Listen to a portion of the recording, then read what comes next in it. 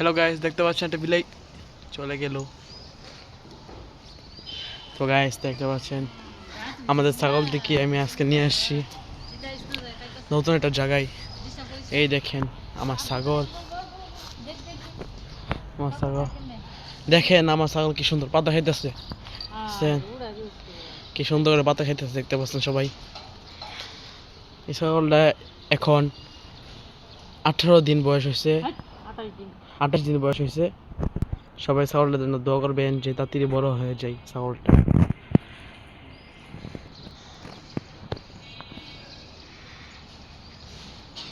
দেখতে পাচ্ছেন কত দুষ্টামি করে ছাগলটা। এই যে দেখতে পাচ্ছেন লাল, এটা হলো প্রেগনেন্ট, 3 মাসের প্রেগনেন্ট। আল্লাহ কি কুদরত হে ধরো 27 দিন 3 মাস কি রইলো আর হে 28 বয়স মিলে গেল।